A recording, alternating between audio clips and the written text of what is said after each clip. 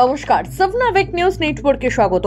প্রায় 48 ঘন্টা পার হালি শহর থেকে রহস্যজনকভাবে নিখোঁজ এক ব্যবসায়ী।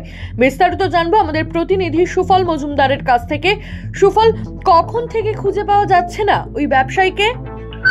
দেখো, হরিয়াটি বিধানসভার অন্তর্গত হালিশহর স্টেশন রোড সংলগ্ন অঞ্চল, সেখান থেকে গতকাল রাত থেকে নিখোঁজ হয়ে রয়েছে ব্যবসায়ী প্রকাশ বাবু।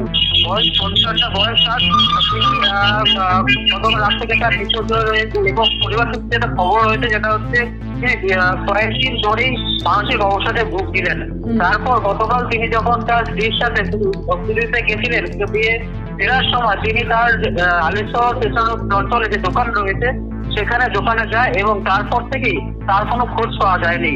এইরকম করে তার যখন খোঁজাখুঁজি করা হয়, তারপর যখন তার কোনো রকম হদিশ না পাওয়া যায়, তারপর পরিবারের তরফ থেকে জেঠিয়া থানাতে লিখিত অভিযোগ দায়ের করা হয়, নিখোঁজের অভিযোগ দায়ের করা হয়। তারপর থেকে এখনো পর্যন্ত তার কোনো খোঁজ পাওয়া যায়নি, যদিও এই বিষয়ে এখনো তদন্ত শুরু করেছে জেঠিয়া থানার পুলিশ।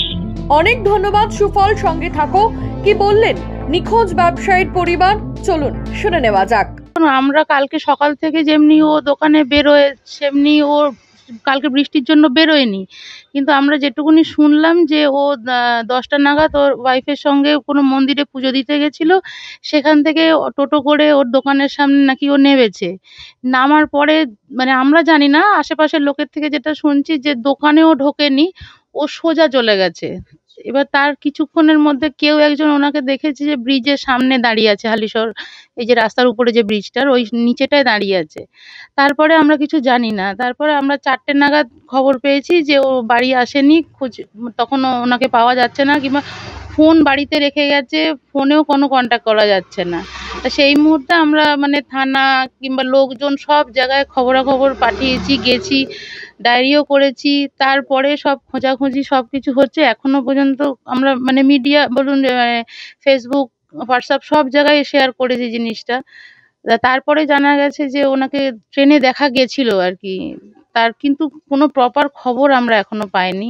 কালকে সারা রাত ধরেই খোঁজা হয়েছে, শিয়ালদার থেকে সবকিছুই করা হয়েছে, কিন্তু মানে প্রপার খোঁজ আমরা এখনো অবধি পাইনি। যেটুকু জানা গেল, বুধবার বিকেলবেলা জেঠিয়া থানার অন্তর্গত হালিশহর স্টেশন রোড থেকে আচমকা নিখোঁজ হয়ে যান বছর 55 ব্যক্তি প্রকাশ দাস।